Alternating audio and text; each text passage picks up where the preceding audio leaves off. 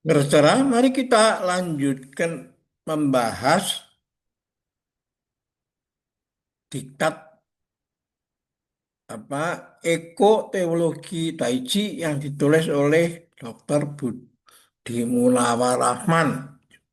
Dia ada seorang pemimpin kursus ekoteologi di Kementerian Agama dan juga dosen filsafat di Sekolah Tinggi Filsafat Trialkara dan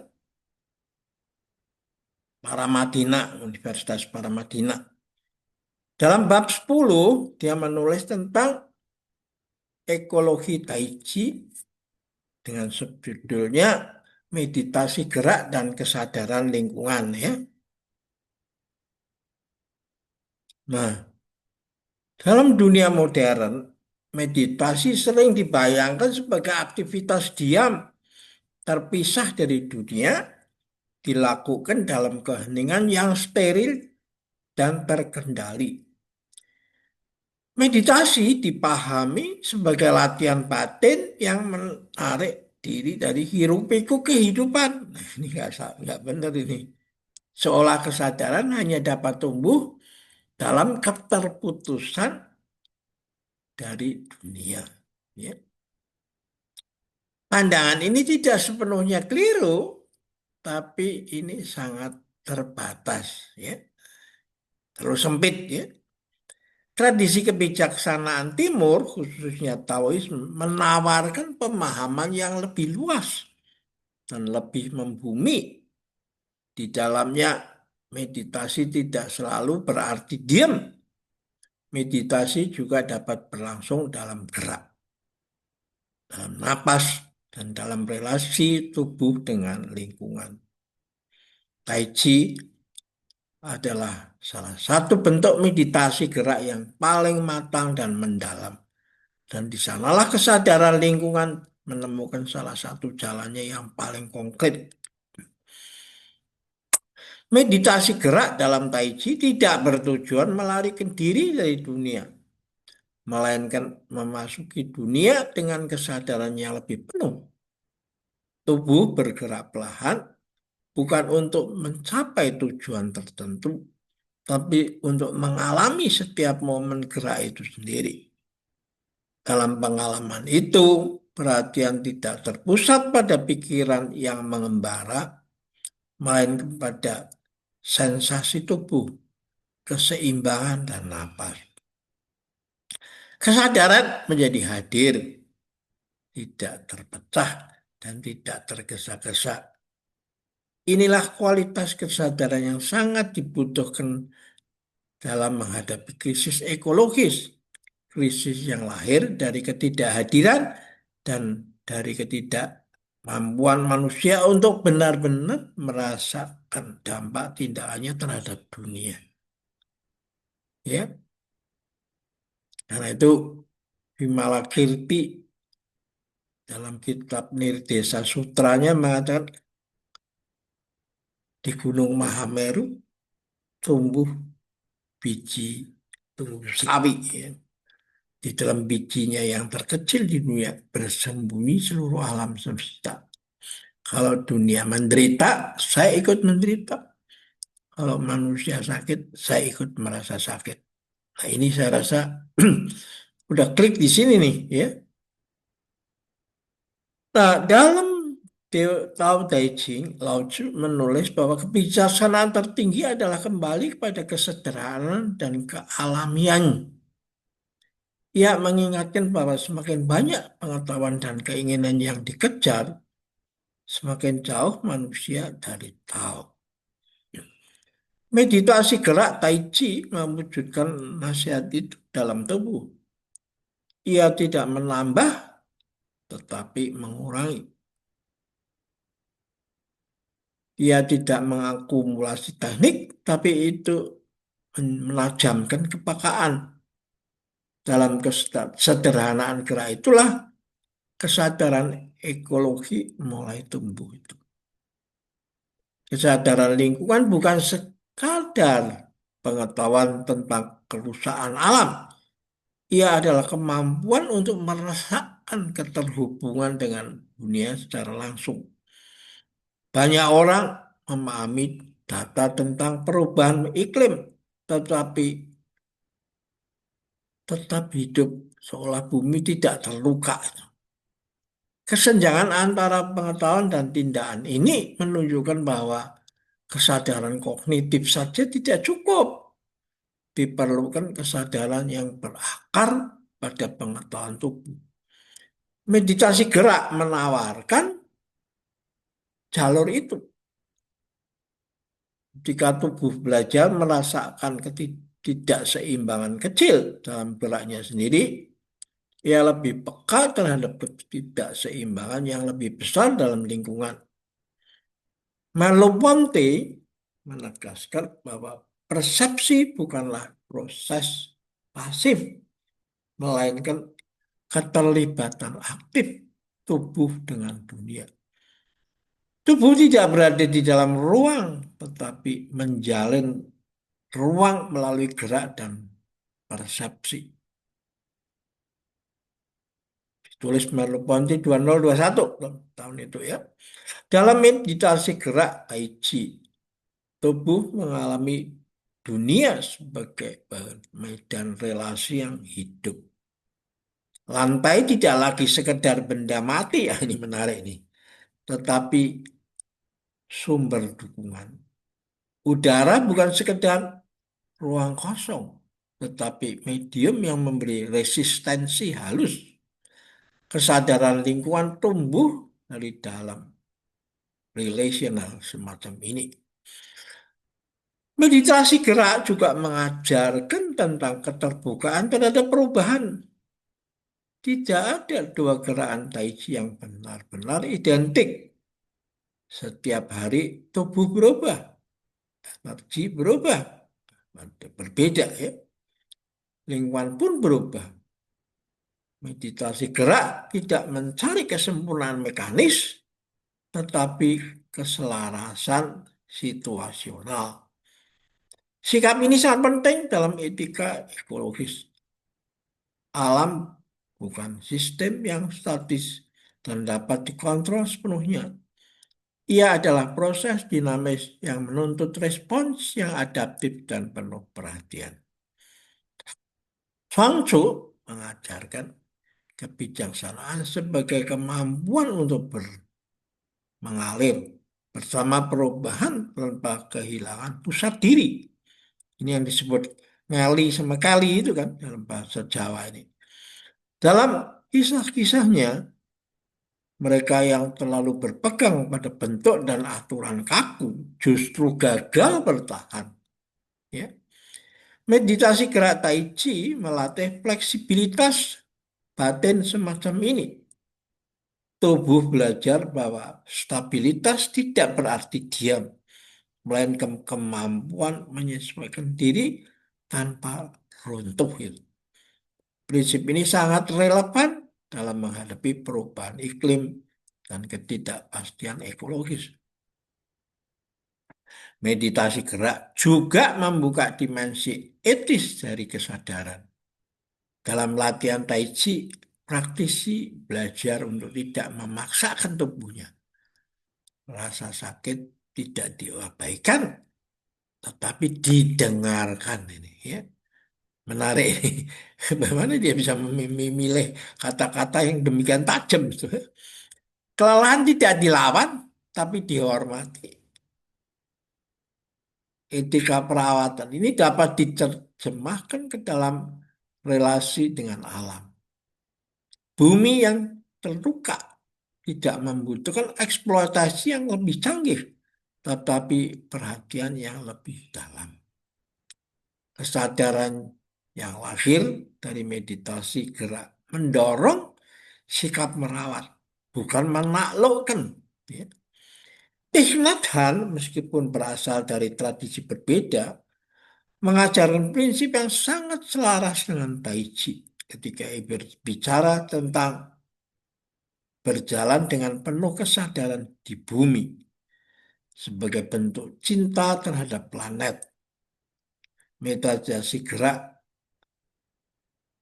Tai Chi dapat dipahami sebagai bentuk berjalan kosmik, di mana setiap gerakan adalah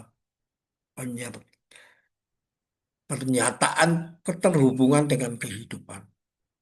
Kesadaran lingkungan tidak lagi abstrak, tetapi dialami dalam setiap langkah.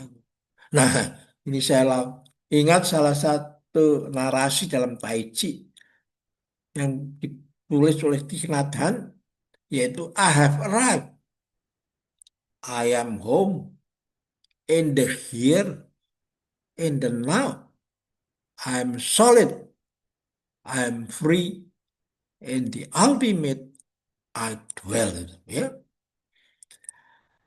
Namun penting untuk diakui bahwa meditasi gerak tidak otomatis menghasilkan kesadaran ekologis. Ada risiko bahwa Tai Chi direduksi menjadi teknik relaksasi individual yang terlepas dari tanggung jawab sosial dan lingkungan. Meditasi yang berhenti pada ketenangan pribadi dapat berubah menjadi pelarian halus dari realitas yang menuntut perubahan. Oleh karena itu, ekoteologi Tai Chi menekankan integrasi antara meditasi dan refleksi kritis. Kesadaran yang lahir dari tubuh harus diterjemahkan dalam sikap hidup dan pilihan etis. Walah. Wah, saya juga bingung. Dari mana ini merumuskan, kalau Pak Budi ini hanya membaca buku aja, banyak literatur dia kumpul-kumpulkan, tapi tanpa adanya refleksi dari dalam, nah bisa menulis yang seperti dalam begini. Thomas Berry menegaskan bahwa krisis ekologis menuntut perubahan kesadaran yang mendalam, bukan sekedar kebijakan teknis itu.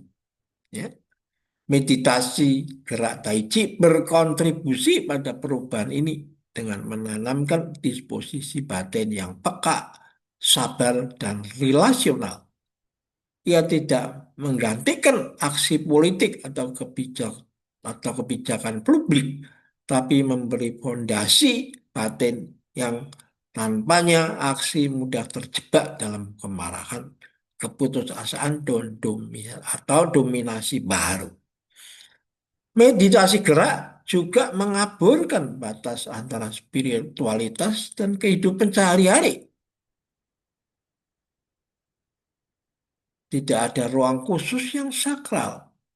Setiap ruang menjadi sakral ketika tubuh hadir sepenuhnya. Latihan Tai Chi di taman, di halaman rumah, atau di ruang publik menciptakan dialog langsung antara tubuh dan lingkungan. Pohon, angin, dan cahaya matahari menjadi bagian dari praktek. Kesadaran lingkungan tidak diajarkan tapi dialami.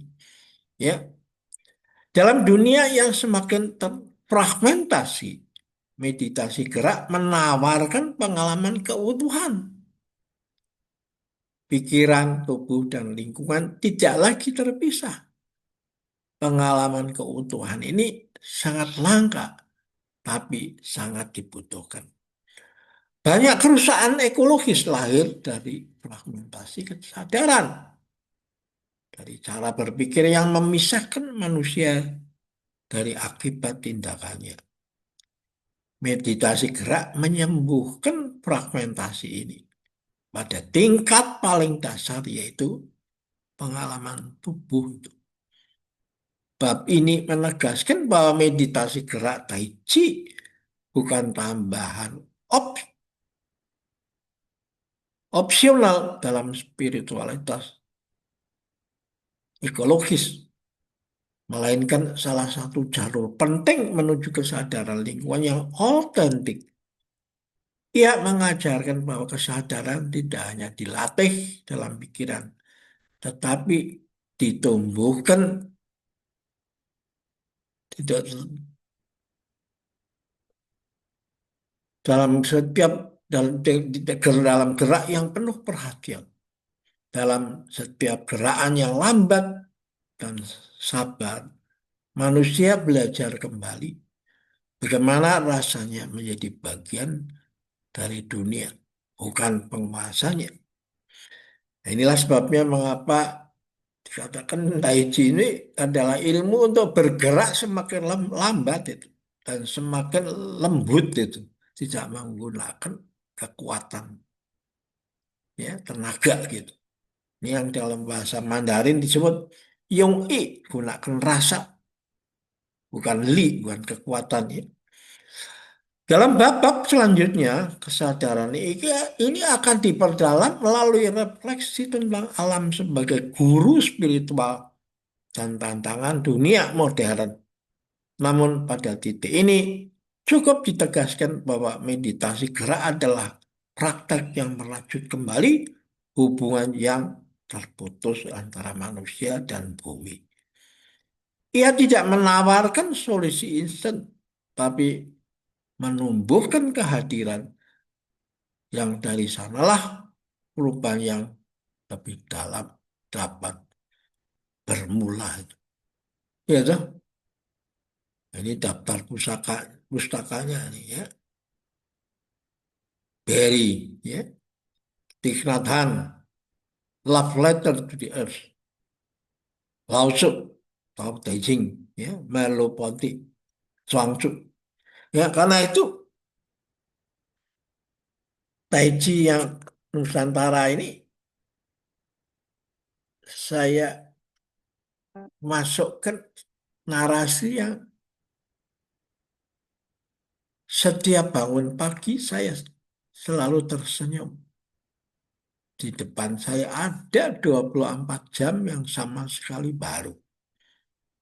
Saya berjanji akan mengisi setiap momen dengan sepenuh hati dan melihat semua makhluk hidup dengan mata welas asih. Saya lanjutin ini pendapat Thich Anda, sehingga hidup saya bisa berguna bagi sesama dan seluruh alam semesta. Ya. Jadi, nah inilah saya lalu mulai memahami itu.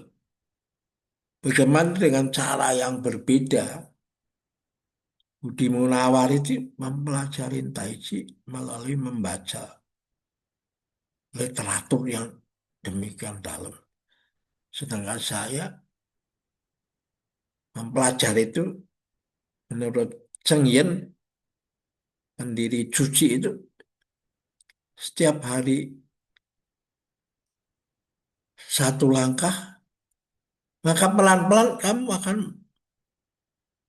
berjalan 1.000 langkah dan menemukan jalan.